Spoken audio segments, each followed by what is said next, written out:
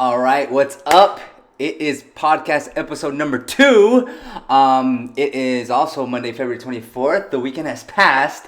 But before we get started, I want to do a quick shout out to some people that reached out to me last week in order to get some work done. So Big Camera Guy is getting a website done. Ace of Spades Barber Studio is getting a website done. And Remodel HTX is getting some Google Ads done. So thank you guys so much for the vote of confidence and letting me handle that stuff for you guys. Again, if you are looking for any type of digital marketing work, I will assist in any way, shape, or form that I can. So please hit me up with that. Some things that happened over the weekend. So I attended my first event / trade show. I had a friend who works for Bully Performance Audio, and they rented out a booth. So it's basically a trade show where they sell audio equipment, and it was like a truck event. So like a lot of people, truck enthusiasts who like trucks. It was packed on Saturday. It was a 3-day event, but Saturday specifically was like absurdly busy. And I worked the booth. Like I was representing Bully Performance Audio. They have a couple products that were there for sale, and to educate the people there. And it was a great experience because for me, being the digital marketing guy, I'm usually behind the scenes, not in the front lines. As far as from a physical perspective, I'm usually there, but digitally, it's different. And there's some things that I learned. There's some things that are beneficial to doing those type of things. So if you don't know what this is, basically in any industry, there are trade shows where there's an event and all of the people who are interested in that go. So again, to reiterate, this was a trucking event. So like trucks, old trucks, new trucks, decked out trucks, fancy trucks, old trucks. All these people who are interested in that went to this event. And then there's a lot of vendors there who either want to sell something, or who want to sell something. And so you had everything from like, and it made sense for that crowd, right? So like audio stuff, tires, rims, custom fabrication for these vehicles, license plate customization, things like that. And so being it one of the first times me doing that, working on the other side, because I went to the running expo for the marathon, 3 weeks ago, and it was, I saw it as a consumer, as a customer, as somebody there to buy, but this one I was there to sell. And so some things right off the bats that benefit, right? Like maybe you want to try and do this. I'm thinking of an example. I hate putting myself in this position because then it's like, what should I say? And I don't know why I default into grass cutting, right? So let's say there's a huge event every year for people who cut grass, and I don't know why it'll be in Austin, and everybody goes there from all over the country. By the way, people flew in from all over the country for this trucking show. And then the vendors there are like lawn mowing equipment, fertilizers,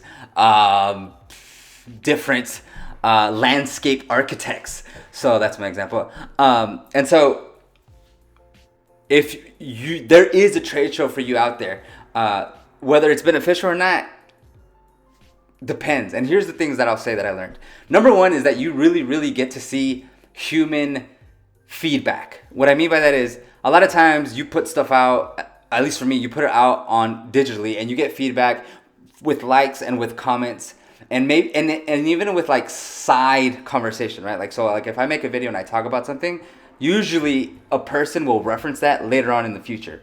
So I'll get feedback, but not immediately. What I saw at the trade show is you put something there and you can literally see people watch an item and either show interest or show no interest, show disgust, or show a lot of fandom. Like, oh my god. For instance, there was this one guy who saw these speakers, and I swear he was like salivating. He was just like amazed at how crazy good they looked and had all these questions. But that feedback just, it gives you a different perspective on, okay, this is probably a well-designed audio speaker, because, and it wasn't everybody, right? You get to see everybody. Some people just come and look at it. Some people don't care. it's a certain type of person who wants to see that type of audio equipment. Some people picked it up and weighted it. Some people asked about like what was the material of the inside of the speaker, the stitching, all these different questions. So number one is you get a lot of human feedback right then and there, which brings me to my second point. My second point is you have to know your product. If you don't know your product, then you have no chance at like helping people understand what it's for and what it does, and even less as to why they should buy it. So I was like last minute, day before, hey dude, can you help me? I was like, sure, I could do it. I could help you out. And I was learning while I was there, but the first couple hours when I didn't really know anything quite yet, it was very difficult for me to say with confidence, even just basic stuff like, this is how much it cost, this is why we made it, this is how we made it, and this is why it's beneficial to you. And not that I wouldn't recommend saying like, I wouldn't like just attack people who came and tell them all that. Obviously, you want to ask, like, are you into speakers? Are you looking for speakers? Are you looking to upgrade your speakers? What kind of speakers do you have? Like, I do think you don't just sell, right? You want to make sure that it's a fit for them, or at least close. But once you did initiate that conversation, then it becomes, okay, let's talk. And not having information about your product or service is like going to war without ammunition. That's too harsh. Let's do another one.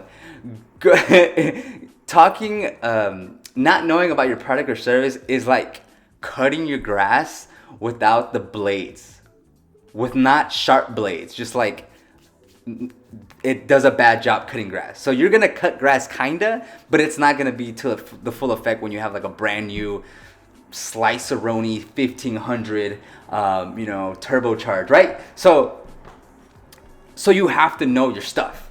And so that brings me to my third point is I was hired on for the weekend to go because I wanted experience. Like I was curious because it's part of marketing, right? If you have a product or you have a service, not only can you do things digitally, but you can do trade shows, right? So I wanted to see what that's like. It actually worked out great. But the third point is, and it's cool because never mind. The third point is that you can't just hire somebody and think that the message is gonna get across. Like I was thinking, and I was doing my best. Like I said, I don't think I'm not just gonna like go and chill and relax. Like I could get something out of it too, right? But you have to have people who actually care about the product and service, because if you don't, you won't get the message across, and it'll probably be a negative interaction with people. For instance, there was people who asked technicalities and specifications about speakers, and I was like, I really can't help you because I am not sure. The gentleman who's occupied over there can help you out, just 1 second. But and then I thought, okay, if this was about digital marketing, all these people were coming to me and I was gonna talk to them about the different aspects of digital marketing, I would have been like, okay, this is going to be amazing. Because, it excites you. It's something that you like to do. It's something that you like to talk about. So I think if you do decide to do one of these trade shows, it has to be people who care about the product, people who want to talk about the product, and just people who are knowledgeable about the product, because it could go bad. And I see a lot of vendors or a lot of trade shows on the other side when you're the customer, like when you go to the Rockets and it's like people just kind of sitting there not really caring. I don't think that's worth it. That's not worth it for sure. It's only worth it if you're there to collect feedback, in my opinion, and depending on what you're selling or what it is you're showing on during that trade show, it just depends, right? Like it might just be to learn about the customer base. It might be to try and sell it, right? So it really, really, really depends. But that trade show was a lot of fun. I'm super glad I did it. So I had some takeaways from that. And then some trade shows are very expensive to get into. Some are not so. They're more affordable, and so it really depends. Like at the same time, you don't want to spend like 15 grand to just find out if someone's smiling or not, right? Like, oh yeah, that's good, or oh no, that's bad. And then some shows might just not have people to ask questions, so that'll suck. Anyways, that was the trade show. That was that one weekend. That this past weekend, February 22nd and 23rd, I suppose. Okay, and then that was the weekend. I freaking went way too long on that. I wanted to talk about because I made this podcast episode 1. I've had some people in real life be like, "Hey, I saw your podcast. I really liked when you said this or that," or "Hey, I saw that you were making a podcast that's super cool. I always want to make one." Things like that. But what point I wanted to make and why I think everyone should be posting on social media, especially if it's for business purposes or whatever like line of work you're in. Like if you're, again, this is if you want to do this. You don't have to. But if you want to get more business, then you would want to do this. For instance, I'm just going to make some examples. If you have a restaurant and you want people to come, you should make organic social media posts. If you cut hair, you should make organic social media posts. If you install roofs, every time I look out the window, all I see is that roof. If you install roofs or whatever the word is, you want to make organic social media posting. And here's why. There's organic, meaning that you don't pay for it. Meaning just like the one you see now, you post it and then it goes on to the world. And then there's the paid version where you post it and then you can like amplify it. You can say, hey, I want everybody in Houston, ages 22 to 30 to see it. Males with, who are interested in trucks, right? I'm not talking about that. I'm talking about the organic one. And the reason you want to make that is, A, it does not take that much time. I don't know. It does not take that much time. It really does not take that much time. I want to repeat this. It does not take that much time. That's one, okay? Number 2, because I feel like people think it takes a long time. It does not take a long time. It's 4:45 right now. I'm doing it towards the end of the day, the work day, right? Number 2 is it allows you to duplicate yourself. So, and this is kind of a big deal. I don't know how to make it more expressive, but the fact that I can make a video and put it out to the world, and somebody who comes across this video days or weeks or months or years later and still gets the information and understands that, hey, that guy spoke about this stuff and it really helped me out, is beyond crazy. Because if you make 3 videos, right, and you post them all on 3 different days, those are literally out there working for you. They're working for you. So instead of me going door to door to door to door to door to door to door and knocking on every single door and being like, hey, my name is Cesar, and this and that, and this and that. This is what I do, yada, yada, yada. Instead of doing that, which I still don't disagree with, I think it's just another layer of it, is you do that, but you also take the 15 minutes to make this video and you put it out into the networks because you already have a network, whether you know it or not. It's a profile. It's the internet. You're connected with other people who have internet and other people who have profiles. That's it.